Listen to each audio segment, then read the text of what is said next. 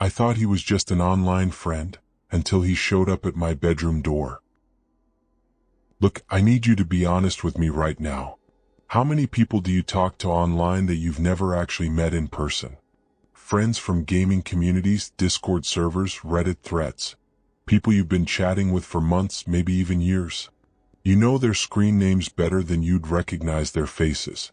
You've shared memes, vented about your day, maybe even told them things you wouldn't tell people in real life. Here's the thing though, and this is what keeps me up at night, you have absolutely no idea who these people really are. You don't know where they live. Well, you know what they've told you, but that could be a lie. You don't know what they look like. Sure, they've sent you pictures, but those could be anyone. And you definitely don't know what they're capable of when they decide that your online friendship isn't enough anymore. Because sometimes the person typing LOL and good night, sleep well on the other side of that screen is planning something you can't even imagine.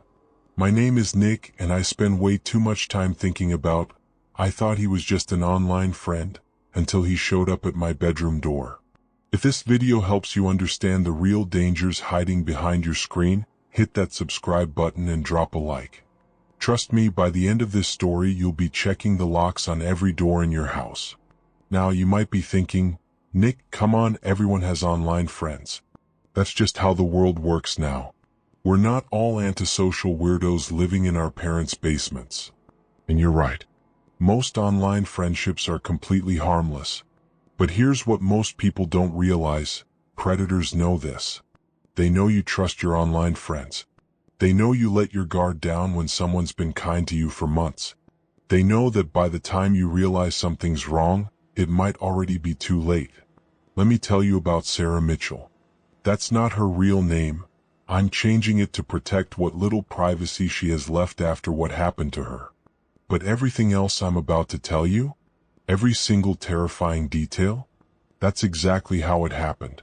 Sarah was 17 years old in the fall of 2019, living in a quiet suburb outside of Portland, Oregon. She was a junior in high school, not particularly popular, not an outcast either. Just somewhere in the middle, you know? She had a few close friends, decent grades, parents who worked long hours but loved her. A completely normal teenage life. Like most teenagers, Sarah spent a lot of time online. She was really into creative writing, and she joined this online community for young writers where people would share their stories, give feedback, work on projects together. It was actually pretty wholesome as far as internet communities go. No toxicity, good moderation, just people who loved storytelling. That's where she met him. His username was darkechoes_97. He said his name was Marcus, that he was 20 years old, a college sophomore studying English literature at a university in California. He had this profile picture, a moody black and white photo of someone's silhouette against the sunset. Very artistic, very mysterious in that way that appeals to creative teenagers. Marcus and Sarah started talking in the public forums first. He'd comment on her stories, always with really thoughtful feedback. Not just, this is good, or whatever, but actual analysis of her character development, her plot structure, her themes. The kind of attention that makes a young writer feel seen, you know? Here's where it gets interesting, and by interesting, I mean this is where the grooming process actually began, even though Sarah had no idea. Marcus started private messaging her. Just casual stuff at first. Hey, I saw you mentioned you like this band, have you heard their new album? Or, I'm working on a short story, would you mind reading it and giving me your thoughts? Within a month they were talking every single day. Now, Sarah's parents had given her the whole internet safety talk when she was younger. Don't give out personal information. Don't meet strangers from online. All the standard warnings that parents think will keep their kids safe. But here's what they didn't account for. Marcus didn't feel like a stranger. After 2 months of daily conversations, of sharing their writing, their dreams, their frustrations with school and family and life, Marcus felt like a real friend. Maybe even her closest friend. He was always there when she needed someone to talk to. Bad day at school? Marcus would spend an hour listening to her vent. Fight with her parents? Marcus understood he had strict parents too. Feeling anxious about college applications? Marcus had just been through it. He had advice. You see how this works? It's not some creepy guy in a chat room saying, "Hey little girl, wanna see something?" That's not how modern predators operate. They're patient. They build trust. They become exactly what you need them to be. By January 2020, Sarah and Marcus had been talking for 4 months. They'd moved from just the writing platform to texting to Snapchat to video calls. Well, sort of video calls. Here's something that should have been a red flag, but Sarah explained it away in her mind. Marcus never wanted to do video calls with his camera on. He'd join the call, but his camera would be off. He said his laptop camera was broken, or the lighting in his dorm room was terrible, or he looked awful because he was sick. Always an excuse. But he was fine with her camera being on. He loved seeing her face, he said. She had such an expressive way of talking. It made him feel more connected. Sarah thought it was a little weird, sure, but also, she kind of got it. She didn't always like how she looked on camera either. And they were such good friends by this point. She trusted him. That's the thing about trust. Once you give it to someone, it's really hard to take it back, even when those little warning signs start appearing. The warning signs were there, though. Looking back, they were everywhere. Marcus started asking more personal questions. What did her bedroom look like? What time did her parents usually get home from work? Did she have an alarm system? He framed it all so innocently, just curious about her life, wanting to picture her environment when they talked, making sure she was safe in her neighborhood. Sarah answered everything. Why wouldn't she? He was her friend. In March 2020, something shifted. The whole world was shifting. Actually, COVID-19 was spreading, schools were closing, everyone was being sent home for what they thought would be a couple weeks of quarantine. Sarah's school went remote. Her parents were both working from home. And suddenly she was spending even more time online, talking to Marcus even more frequently because there was literally nothing else to do. That's when Marcus started talking about meeting in person. You know, he said during one of their daily calls, his camera off as always, once this whole pandemic thing blows over, we should totally meet up. We've been friends for like half a year now. It would be so cool to finally hang out in real life.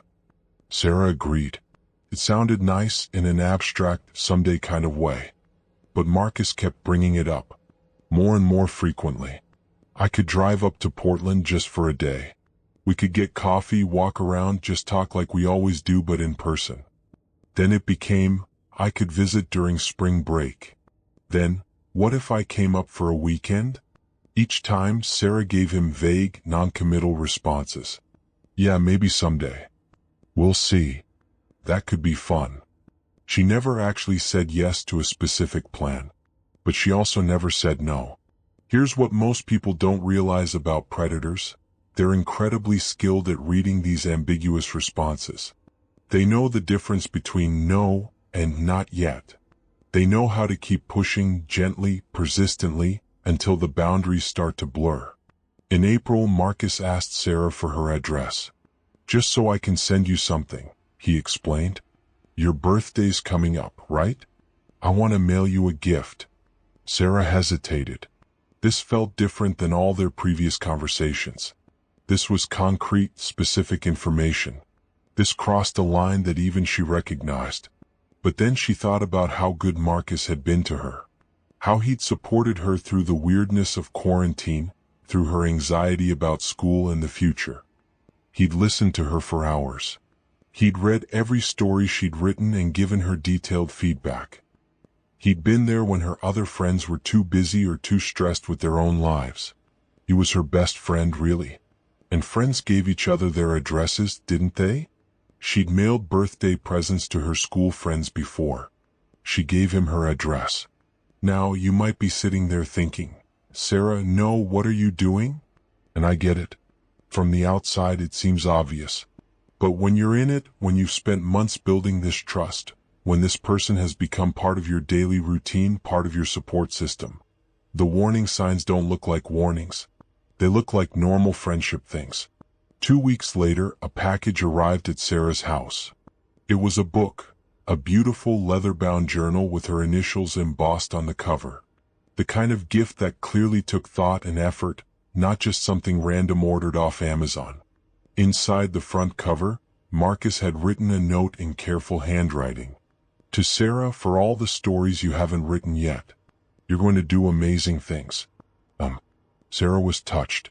More than touched, she was overwhelmed.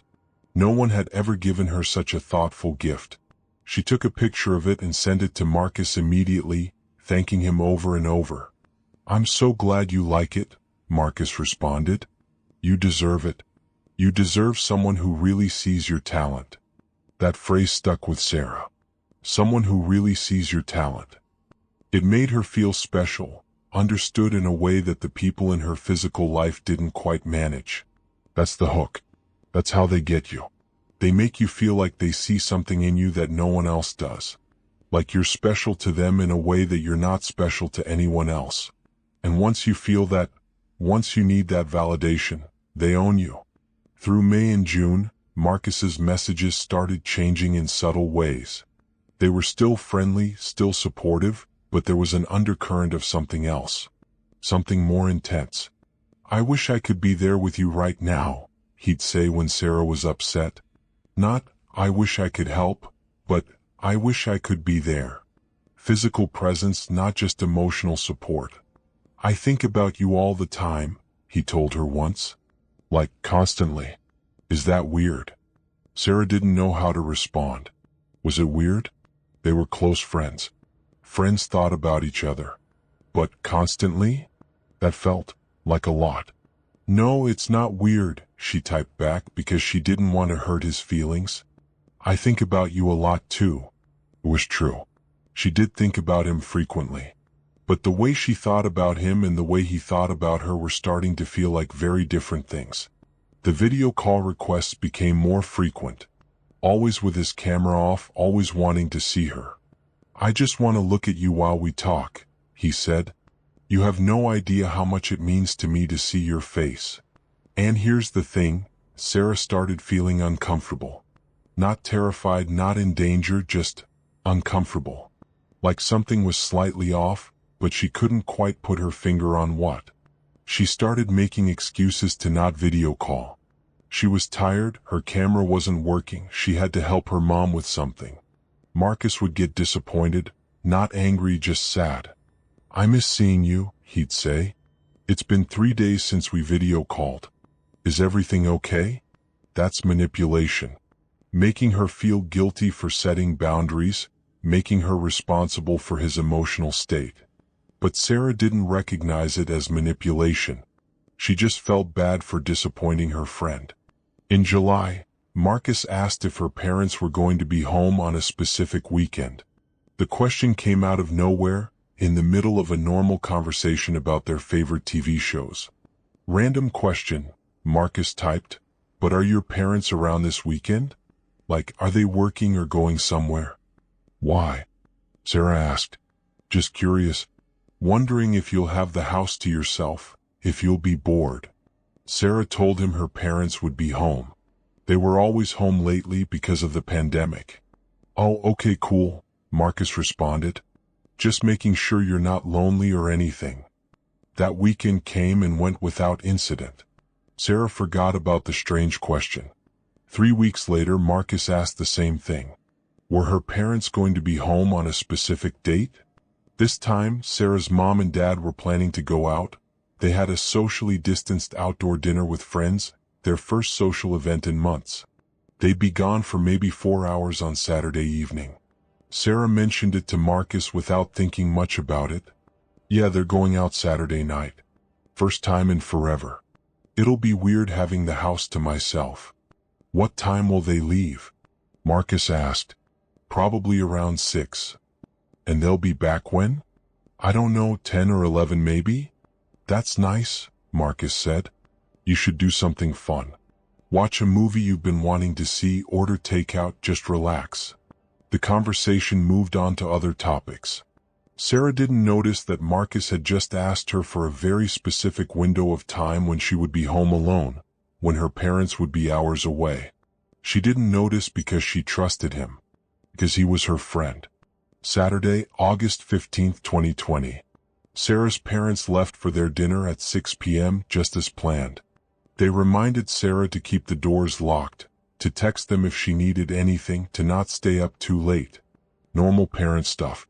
Sarah waved goodbye from the front porch, then went back inside and locked the door behind her like they'd asked. The house felt strange when it was empty. Sarah's family lived in a two-story suburban home. Her bedroom was upstairs, her parents' room down the hall from hers. During quarantine, the house always felt full because everyone was home all the time. But now, alone, it felt too big, too quiet. Sarah went up to her room, settled onto her bed with her laptop, and opened Snapchat. Marcus was already online. "Parents gone?" he asked. "Yep, just left." "You doing okay? Not too freaky being home alone?" "I'm fine," Sarah typed. "Probably just going to watch something on Netflix." They chatted back and forth for a while. Normal conversation. Marcus was being extra attentive, extra engaged. Asking lots of questions about her day, about her plans, about what she was watching. At 7:45 p.m., Sarah heard something. A sound from downstairs. Like the front door closing. She froze, her fingers hovering over her keyboard. "Did you hear that?" she typed to Marcus, even though obviously he couldn't hear anything. "Hear what?" "I think I heard the front door." "Are your parents back already?" "No, they wouldn't be back this early." "Maybe you imagined it?" Marcus suggested. "Old houses make weird sounds." Sarah listened intently. Nothing. Just silence. Marcus was probably right. She was just jumpy because she was alone. She went back to their conversation, trying to shake off the uneasy feeling. At 8:03 p.m. she heard footsteps. Not outside. Inside the house. On the stairs. Someone was walking up the stairs toward her bedroom. Sarah's blood went cold. She stared at her bedroom door, her heart hammering so hard she could feel it in her throat. The footsteps were slow, deliberate, getting closer. "Marcus," she typed frantically, "someone's in my house." "What?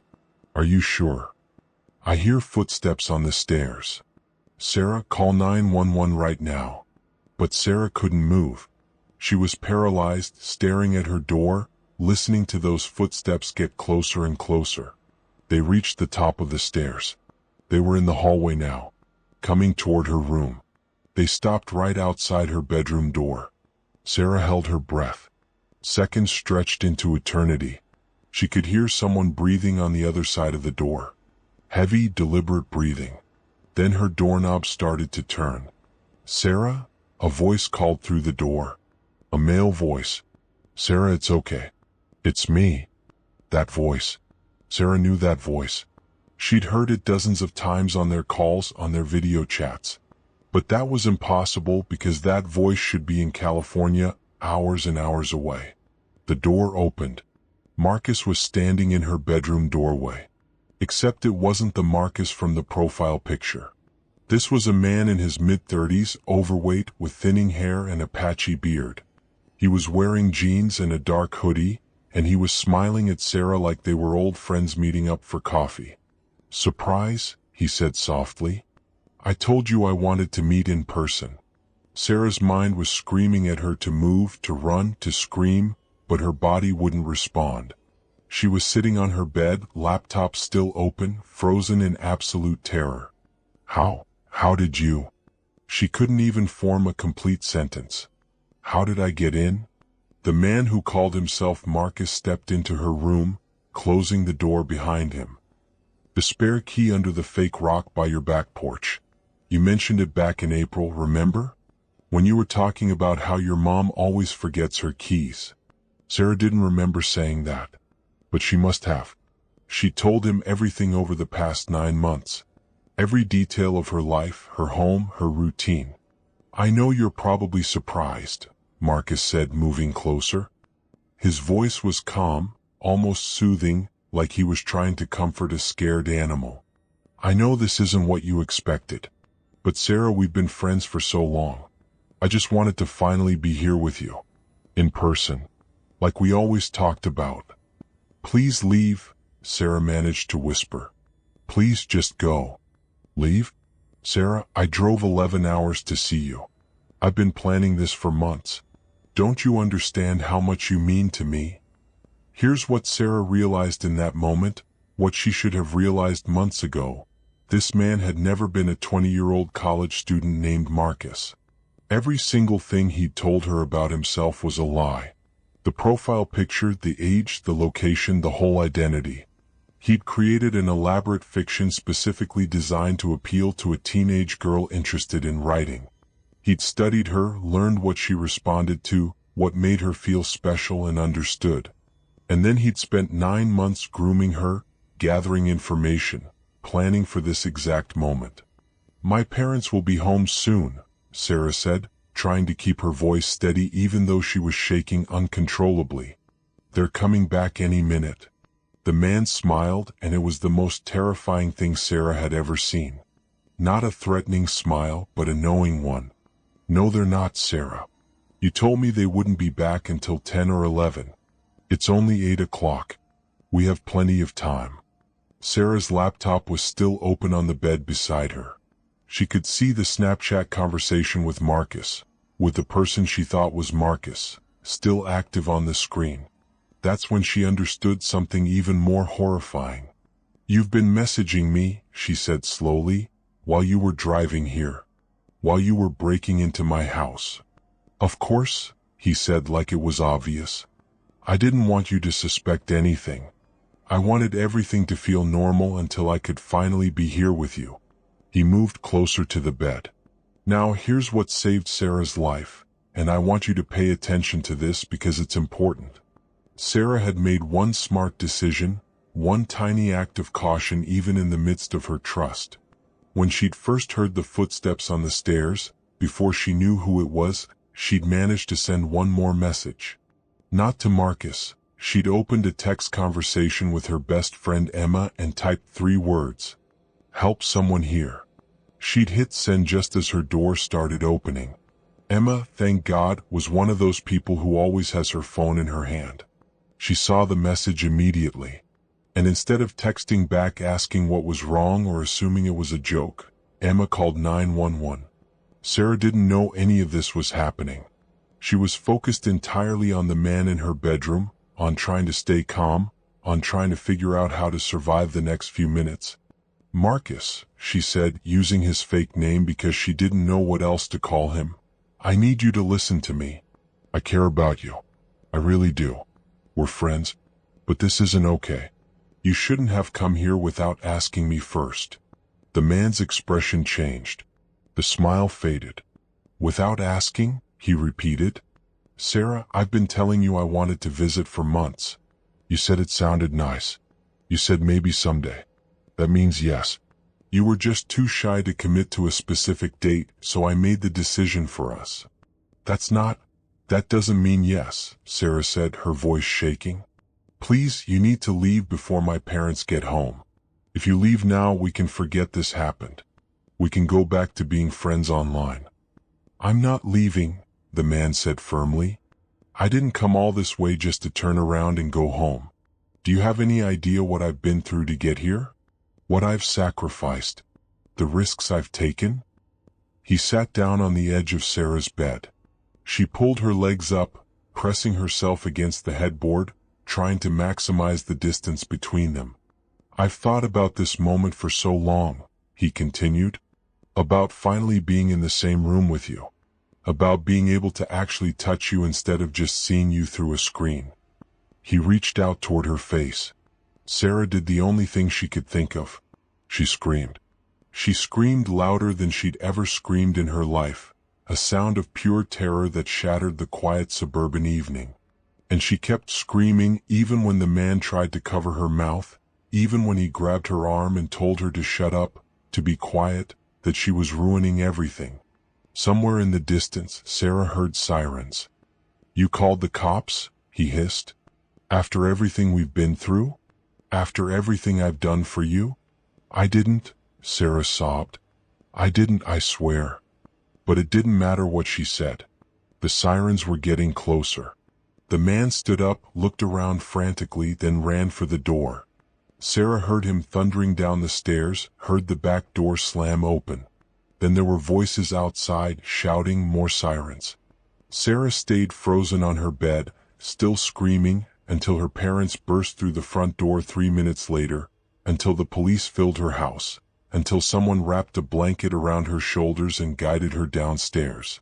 Here's where it gets really interesting, and by interesting I mean absolutely terrifying in ways that go beyond just what happened that night. The police caught the man in Sarah's backyard. He tried to run but didn't make it far.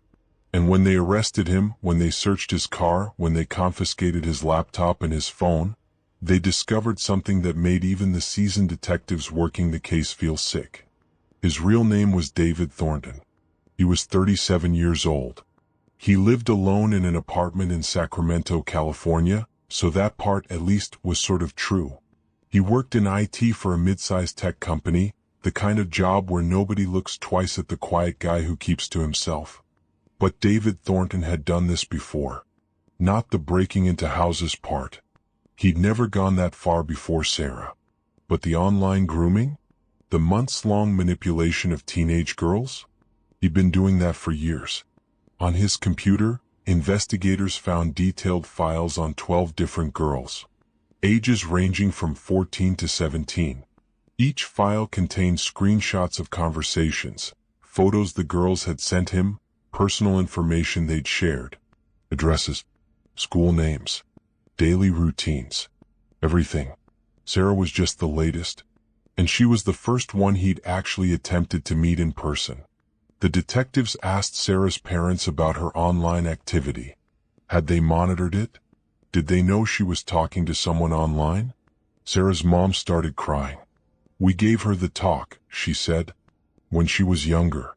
We told her about stranger danger online. But she's 17. We can't watch her every message, every conversation. She's almost an adult. We trusted her to be safe." Here's the thing that haunts me about this case. Sarah's parents did everything that conventional wisdom tells you to do. They had conversations about internet safety. They set boundaries. They trusted their daughter to make good decisions. But none of that mattered because David Thornton was smarter than their parenting strategies. He knew exactly how to circumvent every precaution. He knew that teenagers don't think of their online friends as strangers after months of daily conversation. He knew how to build trust so gradually that the warning signs would be invisible. The case against Thornton was solid. Breaking and entering, attempted kidnapping, stalking, contributing to the delinquency of a minor. Plus separate charges for the other girls he'd been grooming online. He pleaded guilty to avoid trial and got 25 years in prison. But here's what the legal system couldn't fix: the psychological damage to Sarah. Sarah stopped writing. That's the detail that breaks my heart the most. Remember, writing was her passion. It was the whole reason she joined that online community in the first place. It was how she expressed herself, how she processed the world. But after that night, she couldn't write anymore. Every time she tried, all she could think about was Marcus, David, and how their entire friendship had been built around their shared love of storytelling. How he'd read her work so carefully, given such thoughtful feedback. How special he'd made her feel. All of it had been a manipulation tactic. A way to get close to her. Her passion, the thing that defined her identity as a person, had been weaponized against her. She couldn't trust it anymore. Couldn't trust herself anymore. Sarah developed severe anxiety and depression. She couldn't be alone in a room without panicking. She couldn't sleep with her door closed. She became hypervigilant about sounds in the house, constantly checking locks, convinced someone was going to break in again. She withdrew from her friends. How could she explain what had happened without feeling stupid? Without everyone thinking, how could you fall for that? How could you not know he was a predator? Because that's what people say, isn't it? When they hear stories like this, the first response is often, well, she should have known better. She shouldn't have given out her personal information. She shouldn't have trusted someone online. It's victim blaming disguised as safety advice. The truth is, Sarah did know better. She'd been taught all the rules. She was a smart, careful person. But David Thornton spent 9 months systematically breaking down every defense she had, so gradually that she didn't even notice it happening. Sarah's therapist explained it like this. Imagine you're standing at the edge of a cliff. You know the cliff is dangerous. You know falling off would be catastrophic. So you stay back from the edge. But then someone comes along and asks you to take one step forward. Just one step. You're still far from the edge, still safe. So you take the step. Then they ask for another step. Just one more. Still safe, right? Still nowhere near the edge. And they keep asking day after day, week after week, month after month. Each individual step seems harmless. But you don't realize that you've been walking forward this whole time, until suddenly you look down and you're standing at the very edge of the cliff. One more step and you fall. That's what grooming is. It's 1,000 tiny steps that seem innocent in isolation but lead you somewhere you never intended to go. Let's talk about the reality of online predators, because I think there's a huge gap between what people think predatory behavior looks like and what it actually looks like. Most people imagine online predators as obviously creepy strangers sliding into DMs with inappropriate messages. And sure, that exists. But those predators are easy to spot and block. The dangerous ones are different. They're patient. They're sophisticated. They understand psychology. They know how to make you feel special, understood, valued. They know how to identify your insecurities and position themselves as the solution. They don't ask for anything sexual right away. They don't immediately request personal information. They build genuine seeming friendships first. They become part of your support system. They make themselves indispensable to your emotional well-being. And then, so gradually you don't even notice, they start asking for more. After Sarah's case became public, not her name but the general story, I started researching online grooming. The statistics are terrifying. 1 in 7 youth receive unwanted sexual solicitations online. 1 in 4 experience unwanted exposure to sexual material. And here's the kicker. Most of these interactions don't come from random strangers. They come from people the victims have been talking to for weeks or months. People they consider friends. The FBI's Crimes Against Children unit has seen a massive increase in cases like Sarah's over the past decade. The pandemic made it worse. Kids and teenagers stuck at home, spending more time online, more isolated from their normal social structures. Perfect conditions for predators to operate. But even before the pandemic, even now after it, this is happening constantly. Every single day, somewhere, a teenager is having their first conversation with someone who seems kind and interested and safe, but who is actually mapping out how to victimize them. And the scariest part? The technology keeps evolving. Predators use VPNs to hide their locations. They use encrypted messaging apps. They create multiple fake identities. Some even use AI to generate convincing fake profile pictures so they can't be reverse image searched.